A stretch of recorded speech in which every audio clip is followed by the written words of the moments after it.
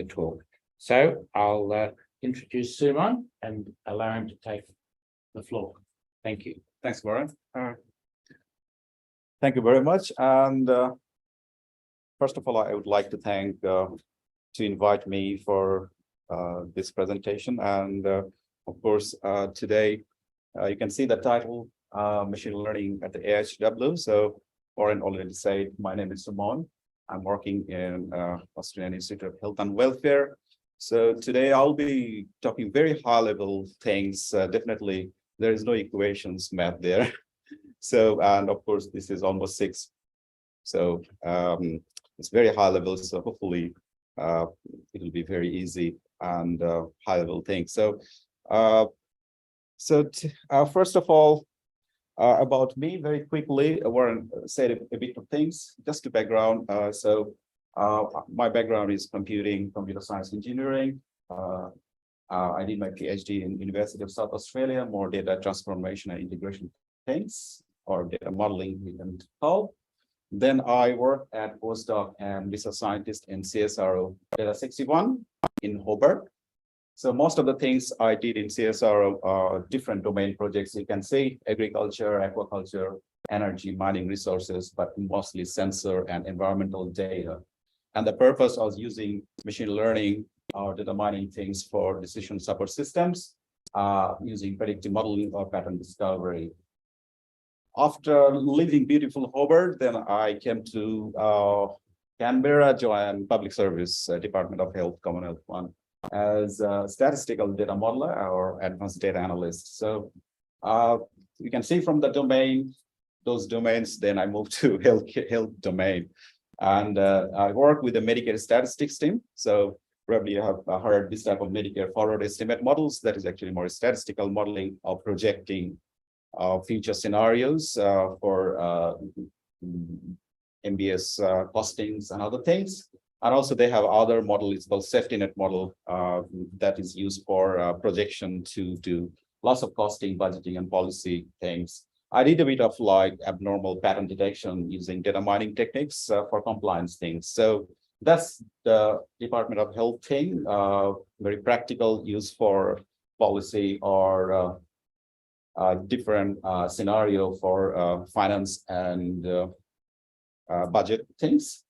After working 2 years, then I moved to Australian Institute of Health and Welfare. So again, it is more health and welfare domain, but definitely lots of other data sets as well.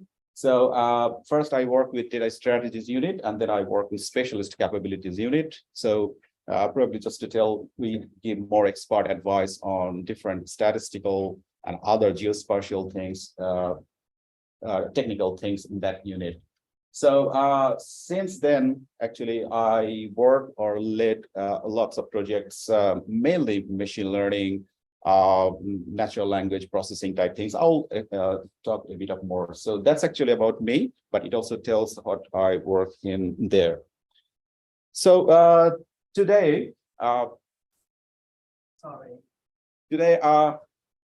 I said a more high-level thing. So today's outline. So first of all, machine learning landscape, probably all of you know, but just to reiterate things, what is where machine learning fits or where it is. Then I'll be talking about machine learning at the AIHW, why, actually background and more motivation things, why we're trying machine learning things or applying machine learning things. I'll be talking about a journey. Why I call it journey, because of course, you know, machine learning or AI type things takes a lot of iteration things. So to demonstrate the values and impact takes lots of iteration and time. So that's why I call it journey. So I'll explain how we develop different projects and establish the capabilities there. I'll be talking about different applications of machine learning in AIHW and what types and tasks actually we do using machine learning things. And finally, a bit of touching about future things about AI resurgence, I call it. So future things, of course, we have tried ChatGPT things, but definitely we are not using, but definitely we'll be touching a bit of like what we can think exploration and what can have impact in our day-to-day life. So that's actually broadly high-level things I'll be talking about. Let's see, I'll try to finish as much as possible, very high-level slides. So let's see how it goes. Of course, landscape, of course, machine learning is embedded, I believe, many applications, day-to-day things. Either when you go for shopping, of course, recommendation systems, enterprise applications, even Microsoft Teams or Zoom, they use lots of machine learning, either using computer vision and other things, natural language processing, definitely. Of course, robotics and other things, industrial applications, machine learning, computer vision is using. Scientific application, of course, you're writing lots of or solving different things using lots of complex modeling things as well. And of course, private and public sectors. So I say public and private sectors because the applications a bit of challenging or different things we have to think about when you try something in public sector, different applications. So that's actually landscape. So, and of course, you have been familiar with these things. Of course, very simple. Machine learning subset of AI, deep learning, deep neural network is part of machine learning or broad AI things. That's very common just to get more setting the scene. So why machine learning? Of course, lots of data, lots of complex data, large data. We are getting lots of algorithmic things. I don't need to name now, of course you will see, and of course you can name what complex algorithms are developed over the years. And lots of compute, of course, that enables those running, those crunching those data and using a complex algorithm. And of course, if you try complex models with lots of data, probably accuracy for predictive models is much higher. So that's actually why machine learning. So why machine learning at the AIHW? So I'll be talking about the background, why it fits or it enables actually machine learning things for different things. And also why it motivates to use these machine learning things as well. So just a bit of background. So AIHW holds or analyzes lots of domain data. So this is very simple chart here, our diagram here, what type of data we hold. So housing, education, skill, employment, health, income, and other data. So all health and welfare related data we hold from Commonwealth or state and territories. So it's a lots of administrative data there. And there's lots of data units there, does lots of statistical analysis of this type of data. Another thing is actually mostly person-centric data. So by linked large integrated data, probably if you have heard NICE, which is largest, integrated person-centric health and welfare data. So that gives actually lots of background of how we are data agency and also analytical agency using statistical things. Very common few items here. So we are expert people. So most of the people are data analysts or data scientists. Of course, we do lots of statistical analysis and data science things, lots of domain analysis as well. And you can see lots of data linkage. We are accredited person-centric linkage authority as well. So we do lots of data linkage. And of course, you might be using some of the data from there. And of course, we have lots of data standards, communications, and other things as well. And of course, we do data development, just like linked data, and we curate the data. So those things actually we do, and we have expertise in that area. So this is giving you the setting the scene. So motivation. So I say health and welfare data often large, linked, and complex because it's a person-centric, like lots of population level data that is linked. Lots of statistical analysis and modeling happen. Of course, we have secure analytical environment to do privacy preserved and secured way. And also the motivation is to use lots of predictive analytics and insight generation from the complex data. So that gives the motivation to do this type of complex things. So the data, so mostly I say administrative data, which is structured data, but we have some semi-structured data as like a file systems and other things as well. And also sometimes we have survey data, which is text or unstructured data. So that's the motivation of the large, often complex data and varieties of the data. Algorithms, of course, it's not a complete list. Definitely linear models like a classical learning. So you got lots of advanced or classical algorithms are mature now, and those algorithms actually we can try to see whether we can get the benefit of not from those large data sets. So I'm listing here those list of algorithms, but I'll tell you which algorithms we have used for different things as well. So when we try the algorithms, actually, we have to be careful about trying, of course, whether we should go for that complex things, algorithms, or we can go for that linear models with interpretability. So of course, if the purpose is predictive, then we can go for the complex one for more accurate things. But if you think about inference or like variable of importance or risk factors, definitely we can go in that interpretable model. So just I put it here, and I think this is very common to you as well. Definitely, you are the expert in statistical analysis as well. So choosing different algorithms for different purpose is also one of the motivations. I just put it here from like parametric or non-parametric things. Of course, this is more actually from AI perspective or machine learning perspective from Stuart J. Russell or Peter Norvig from famous book, AI, a Model Approach. So definitely I'm not going through reading all these things. And definitely when we have large data sets, billions of points, I mean, not putting fitting, I mean, with just linear fixed models, then we can use, we can fit with very complex structure or complex functions, non-parametric approach for machine learning things. So this, because of the data, because of the problem with that gives more actually why we are trying some of the things for different complex things. Of course, we have lots of advanced machine learning tools available in different programming languages as well, including classical machine learning or deep learning or other algorithms available as tools.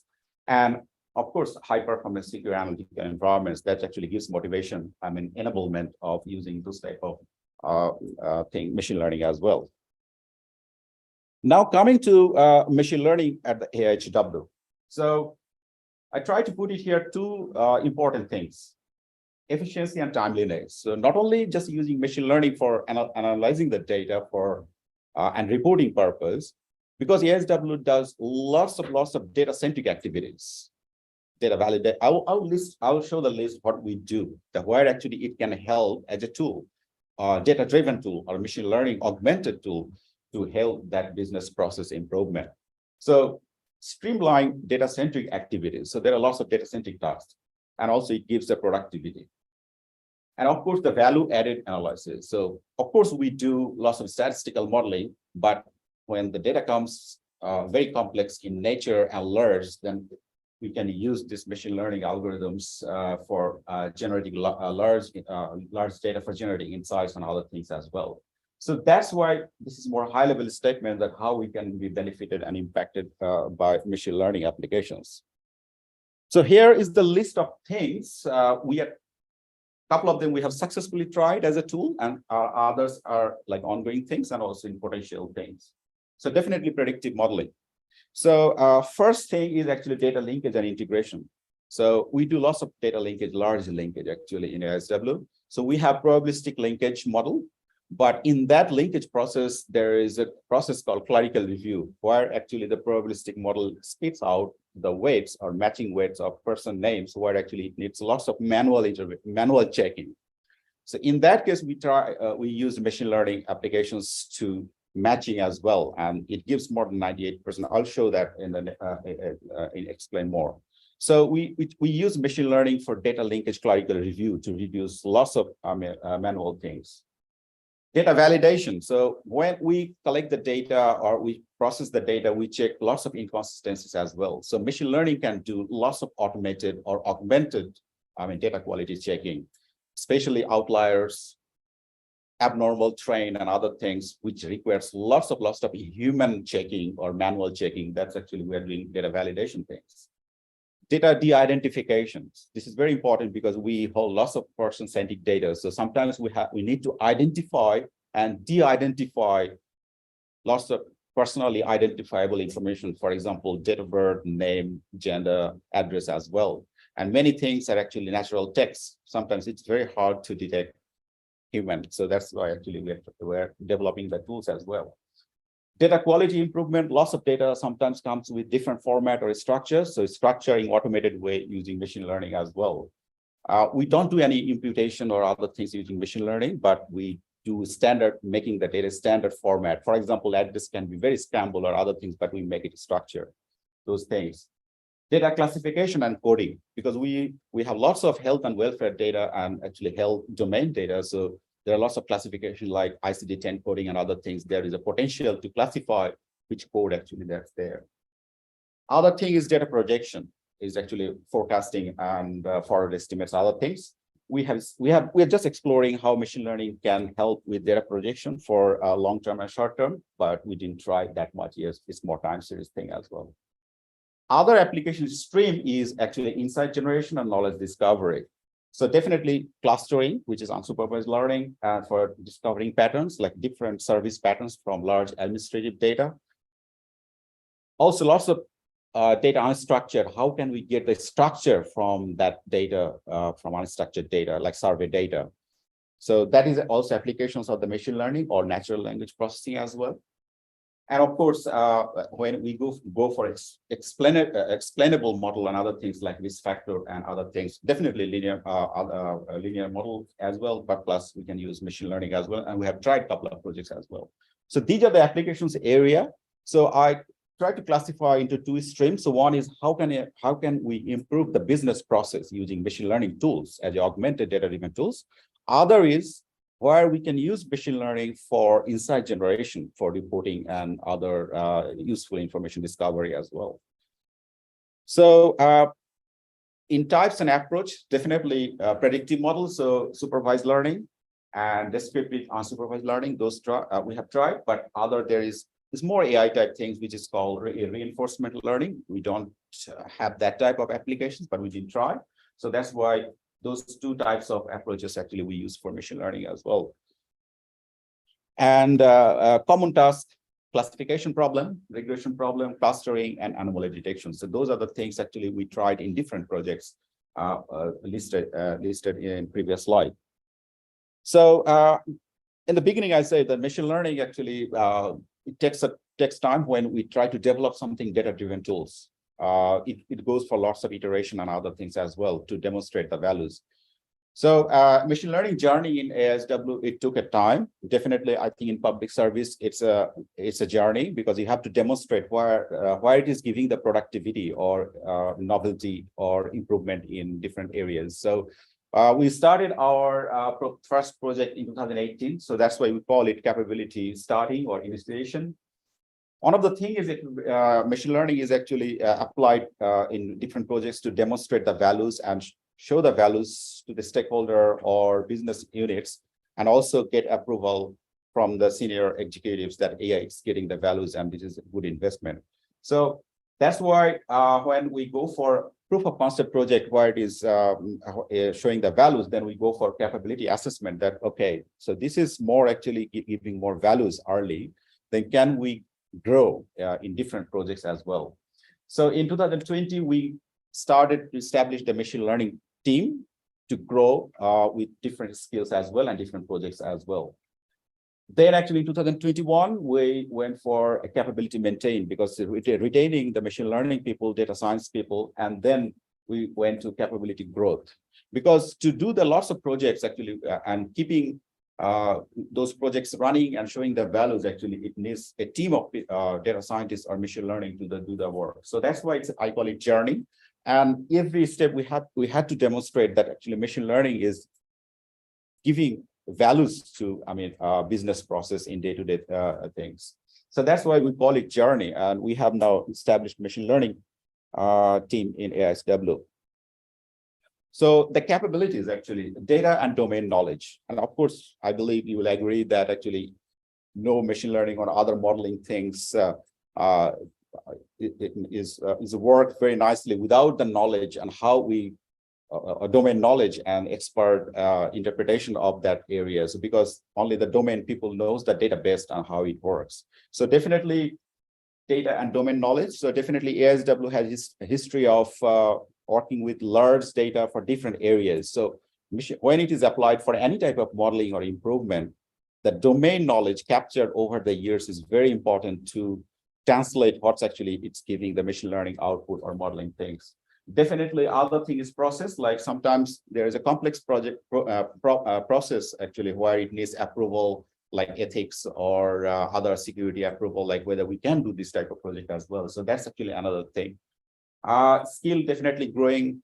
I showed in the last slide that recruiting or getting data scientists and machine learning expertise and that as well, and retaining those skills as well.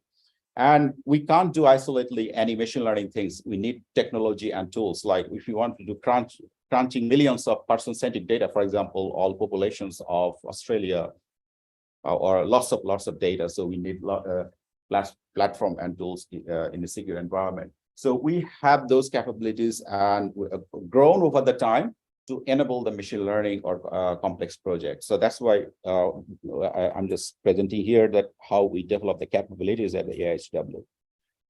So how we work in AIHW, so definitely lots of data teams there working in different areas, hospital systems, it is health, population level health, edge care, indigenous data set as well. So when we work with the data teams because they have their domain expertise or data knowledge that works very well to apply algorithms, show the values, what it actually giving the model and how it is benefiting their results. We work with also data governance, like where this analytical things will be happening, because if it is person-centric data, so we have to use secure environment as well, locked environment as well.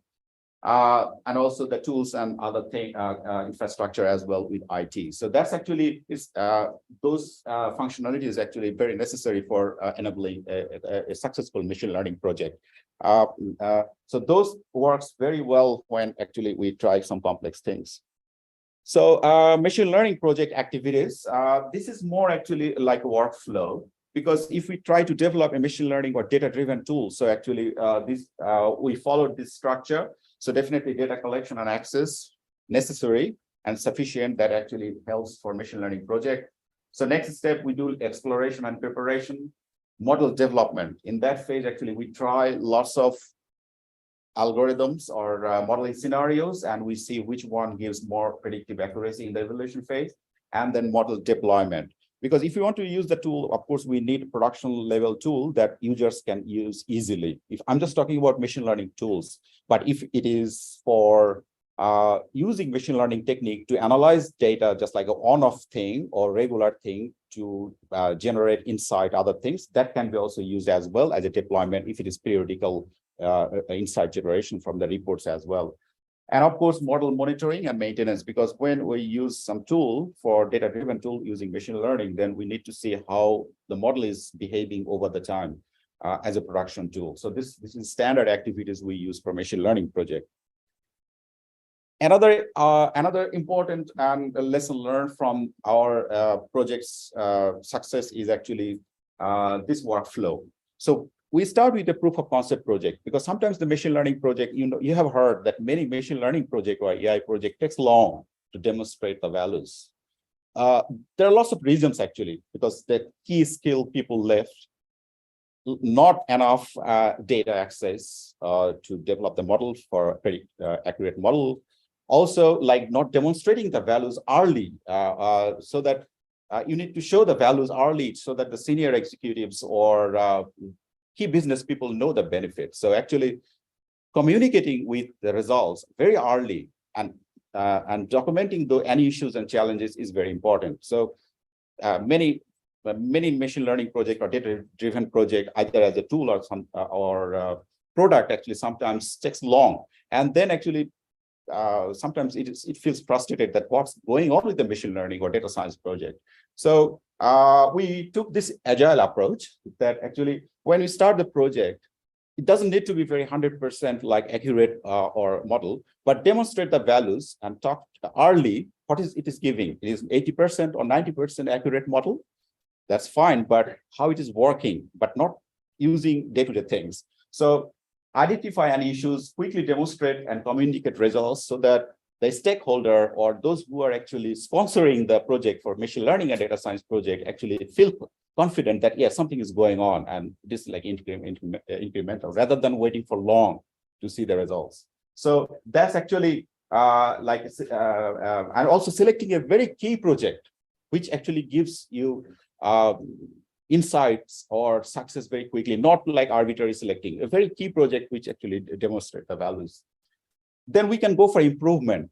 and every step actually communicate the results, like how the model is doing and how it is affecting. Because machine learning or other complex models actually takes lots of iteration to improve the model. So when we have improvement phase, then we can go for like a pre-production. I'm talking about machine learning tool, like a data-driven tool somebody is using. It will be using day to day. So that's actually. So, and finally, when you have deployment and maintenance, then also communicate how it's affecting your day-to-day things. So think about data linkage or any other data quality checking tool using data-driven model. So how much accurately it's correctly checking, how much it is reducing the human in the loop, or how much human effort or other things are reducing as an automated or augmented tool. So communicating that results is very important, I think. And we found this approach is actually demonstrating the values of using machine learning technique is very impactful in our projects. So this is one of the, there are lots of, I think, in the list, there are lots of projects in the pipeline in AIHW, many projects, but I'm just giving only 2 examples, which are some of the information you can get directly from the web, but there are other internal projects that are happening. So this is one of the project of using machine learning to streamline clerical review that I was talking about, data linkage. So this is actually a very successful project, I will say, that it started, and then and all the linkers are using this tool as a production tool. So rather than manually looking like, okay, this person has this name, this person has this name in manually, I'm talking about augmenting this tool in probabilistic linkage, because the main model is a probabilistic linkage. But probably you have heard in the linkage tool there is one process called clerical review, where actually there is a threshold or matching score, which is you are not sure that this person is matched with this person thing. So that requires lots of manual thing. So the machine learning works very well with this type of data. And good thing that over the years, the linkers have really hundreds of thousands of samples. They label the data because they check manually, and then they say that, okay, this person is matched with this person, match, no, like yes, no label. So it's a perfect example of classification problem, supervised problem. And it's a very nice, complex machine learning problem in the sense, because there are lots of features as similarity. For example, name, which is text, date of birth, and other things as well. So it's a matching problem, but it's beautifully worked with large data, a large number of samples there already labeled data, and we train with our model internally, and then we use that production trained model for production, and the linkers can easily just use it in their day-to-day process, like when they do the lots of thinking. It saves lots of hours of time to do lots of manual checking, and people do mistakes as well. So I'm glad to say that actually it is working, and it is being used as production tool, and the accuracy is in most cases more than 98%. So that was actually a beautiful tool used by the linkage team for business process. So this is one example. There is another example here, actually recently, this one. So that is actually more predictive modeling. This is also a classification problem, but it is for different purpose. So this project is done by dementia unit, and it's a very beautiful work. And you can see this is predicting early dementia using Medicare claims. So and it is using National Integrated Health Service Information Analysis Asset that is called NISI. Probably if you search it, you will get it. This is the large linkage population, Australian population level of MBS, PBS, hospitals, aged care, mortality data is a large linkage, very large data. So and many years of data. So this data, in this work actually used Medicare items, different Medicare items as an early indicator to detect dementia. Because if you can check with PBS items or any other scanning other things that certain that this is dementia, but this gives early indicator using MBS items before, I think, happening dementia. So this is used, this problem, decision tree-based method is used in line with the logistic regression as a classification problem. So large cohort of with dementia, without dementia, and those Medicare claim items are used as a feature, as a predictor. So this is a very classic example of using predictive modeling for large administrative data using machine learning technique. Happy for it if you are interested. It is available online to see how the machine learning helps for predictive modeling. There are other projects actually are being done, not using supervised learning. So of course, like clustering things. So because we have lots of different Medicare service or hospitals data, so it is interesting to see that different cluster of people using different type of service. That actually gives very powerful insight about our knowledge discovery from large administrative service data. So these projects are happening.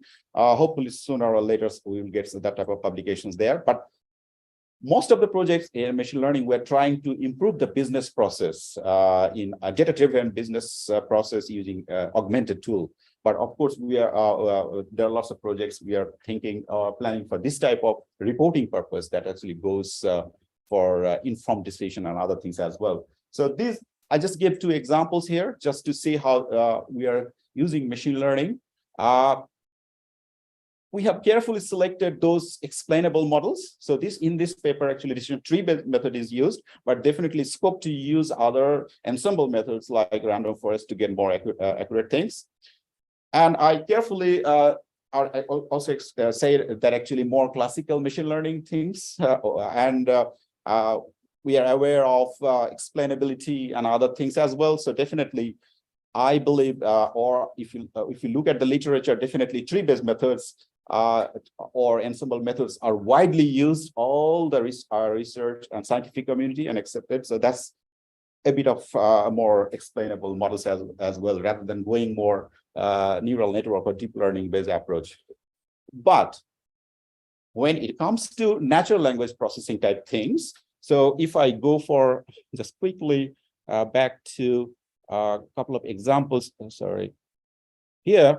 So for example, data de-identification problem. So when we have lots of person-centric data with names, address, and other things. So not only the numeric data, we have lots of text data as well. So detecting person's name, unless we match with all human name, it is very definitely challenging to match a database of person-centric. So definitely, if we try to use natural language processing type tools, that helps our life much easier. Same for detecting address as well. So those things we are trialing different natural language processing algorithms or tools. For example, data de-identification problem, we are trying to use natural language or machine learning called named entity recognition tools. And definitely it needs to be tailored or trained with our own data sets, because otherwise, if we use open other data, but it might not work with our data as well. So that's actually the things. There are lots of things nowadays happening, like pre-trained model. I'll talk a few slides I have there, but definitely we need to develop or train the model with our own data so that it is more accurate, more relevant, and you can justify what you are doing. So those things. So not only this classical machine learning, but definitely complex natural language processing techniques, we are trying to train the model to detect those type of things. Same thing is for different data quality improvement. If there is some unstructured data and other quality data or format issue or structuring issue, there are lots of scope and other applications of machine learning to improve those things. So quickly, definitely now coming to this area, and I say future direction, definitely not only public, private, everyone tried ChatGPT, I believe. And of course, this is large language models, and this is definitely you are aware of this generative AI, and there are lots of debates happening and how it can help in different things. So just like other agencies or other things, definitely we have interest how it can help our day-to-day business things as well. And definitely these are more actually natural language based model or like large language models. So definitely we are exploring that how it can help. Either it can be doing some task in our data pipeline or other things, or many ways it could be for code conversion, because we use lots of R, Python, and SAS. So if you want to do lots of one coding to another, so that can be applications, other things, but lots of things to explore, because there are lots of challenges and other issues as well, those type of things as well for generative modeling. So just quickly, what I was talking about, the natural language processing or machine learning with pre-trained models. So if it is trained with lots of open data, it can serve our purpose, but definitely it not be tailored to what our own data. So that's why I think the foundational models is actually, if we take that model, but actually we need to train with our own data for different things, for different tasks. So that's actually the opportunity or exploration that needs to be done. So in line with the machine learning things as well. So definitely there is a future, and lots of applications might be coming in coming days, but there are lots of challenges like privacy, security, and other concerns, ethics as well. So this, I'm just putting this just for future things as well, like in line with the machine learning and AI things as well. And I believe it will be very, very interesting to see that we can use many tasks with minimal training, with minimal, that's called future learning or fine tuning. Even we have a small data set, but because it takes the large language model as like a big structure model or pre-trained model for many downstream tasks. It could be data quality, it could be information summarization things, it could be other things, there are lots of potentials there, but it's a future thing to see how it works. So it's in line with ML and AI. So I have one slide here, because machine learning and AI, lots of applications there. Machine learning is mature, but AI things are coming up. But we always follow what APS-wide activities are happening in terms of ethics, privacy, and security things. So as part of as a health and welfare, we work and we collaborate with and we have communications with Department of Health, Commonwealth, because they do some machine learning and AI type things, and they also do ethics. They are part of this ethics framework, I believe, for Department of Health. So sometimes we work, or sometimes we communicate with them. So there are some AI guideline or ethics framework or ethics principles already published in Department of Industry and Science and Resources as open there. So it's a framework, and how when we try to apply machine learning and AI things, so this can guide or help this type of thing. So so this is more actually collaborative things, APS wide in different projects. And in the future, I think those things are very important. We need to keep an eye. If we use very widely used, adopted, explainable and interpretable models, that's fine, because this is accepted. But if we want to use very complex model, then there are lots of challenges and issues. I think we need to consider those type of projects as well. So that's why I put it here. So I don't have too many things here. Just wanted to give you a broad overview how we do machine learning projects there, how it is helping. Not going very detailed about, of course, algorithm in clerical review, we use random forest, and it worked very well.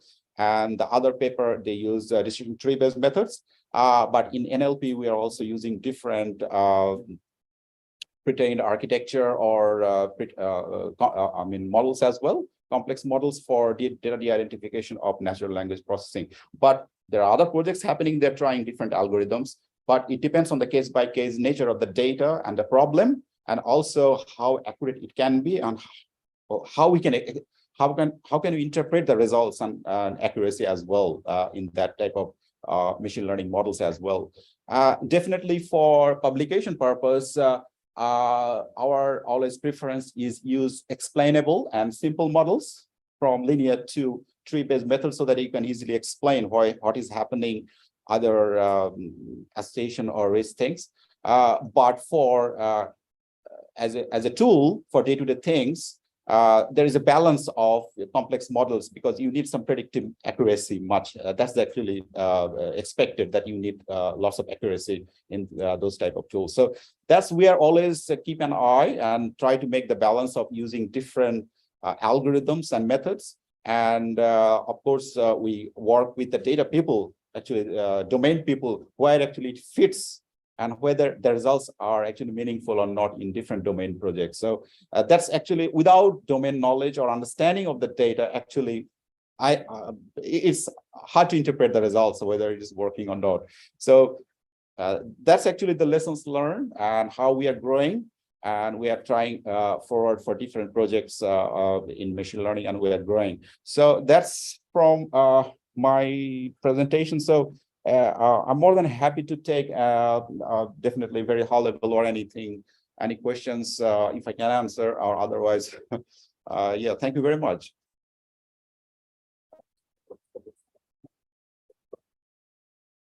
Thank you, Suman, a very comprehensive rundown of everything that's happening. So at AIHW in this area. So Thanks. I presume there's lots of jobs there as well. Yeah, there's always jobs there. Of course, for machine learning and data science in APS level, APS 6, EL1, lots of bulk around. I think happens all the time. My team has grown, so 3-4 machine learning expertise and data scientists. But of course, every data unit has their own data scientists. So that's the beauty of working with them. Sometimes we transfer the knowledge. We develop the project and transfer the knowledge, and they can use it. So that's how the capability actually retains, and we enable the projects. Thank you. Well, I will ask for questions, and I will do my best to repeat a question because questions from here the people online may not hear, and vice versa. So have we got any questions? Robert. I was talking about your early dementia example. Is that a supervised bit? Like you actually have found good data on? Yes. Yes. So which example is this? The early detection of dementia. The earlier detection of dementia example using Medicare claim. Right. So that project is used NACI data. Probably if you search, is a very large integrated person-centric data with MBS, PBS, aged care, hospitals, and mortality data. If I'm correct, there might be more, but I think as of now, it's a very large person-centric data, I believe, in Australia, and health and welfare related. Yeah, thanks. Daniel. Thanks, Suman. I just had a question about clerical review, but it applies to any supervised learning. So you apply the supervised learning to label data, where so you have clerical reviewers, and they're mainly interested in assessing. On the main purpose is to assess the in-between links. So that you've got your links that you're absolutely certain of, you've got your links that you're absolutely certain of non-links, and then you're in between, and the whole purpose to the gray zone cut off, for what you decide to be a match, a link or a non-link. But if you're using humans who've decided which of those is the link and which is the not link to train the model on, and then I'm not sure about what happens to those clerical reviewers if they're no longer required. And then you could have concept drift where, the different linkage exercises or over time, it no longer applies. And so the machine learning prediction algorithm is locked into the past sort of thing. So how do you sort of adapt? Yeah, the very good question. And when we so there are two things, two steps we did to validate that model is doing right. So definitely, ideally, we always want the gold standard, right? Like level, but it is always hard to get gold standard level data, especially this type of complex thing. So we can call it like a silver type things. So and definitely there are some human knowledge encoded there. Some might be wrong, some might be something. Okay. So definitely there is something there. But what happened, because we use more than I can't remember exact number of samples, but it's a very large samples of in training and validation things. Very interesting thing happened during testing, like within like a holdout site. Actually, then we actually looks like there are some human level things that like match, but actually it's not match. There is not match, but also match. Because but machine learning, because large samples of, because the features actually train in such a way so that when the model goes for production, actually there are many things are actually model gave actually really right good things as well, but because of that large sample actually correct. So that's the thing. And the other thing is actually your question, like, okay, so this is like a constant trick, right? For example, okay, that's a good question, and that's why in our slide we called it definitely those I would say 100,000, couple of 100,000 samples we used it, and then we have every year we plan to update the model, because in the meantime, because we expect that there will be more some improved level data, and then it will fit to the features as well. So every year we have planned to update the model as well, with updated features as well. So that's actually every year that's a plan, like a model maintenance as well.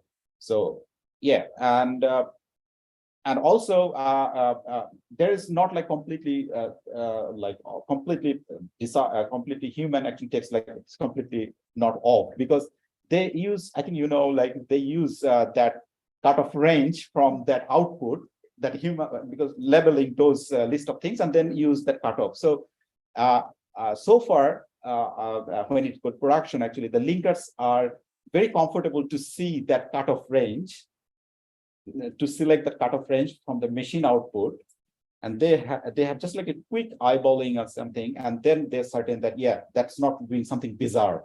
So there is a human in the loop, at least there, but they're reducing their time a lot. So those I mean steps are there actually in that process. So it's definitely, it's giving lots of productivity in that process. But for model concept trick and other things, definitely we are trying every year to retrain the model and see if there is anything happening from the linkers. Something is like any deviation on other things as well.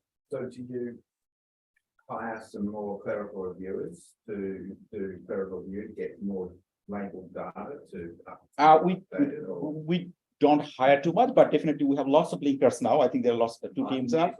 Linkers, because there are interested, a couple of them.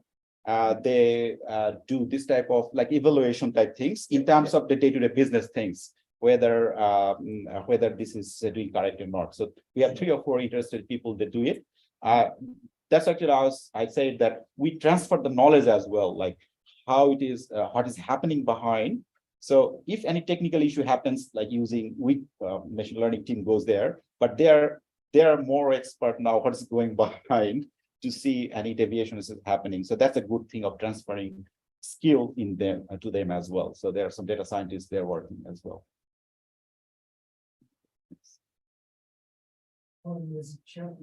There's one chat. How we access the chat. Luca will access the chat. Okay, thanks. There is a question online, I think.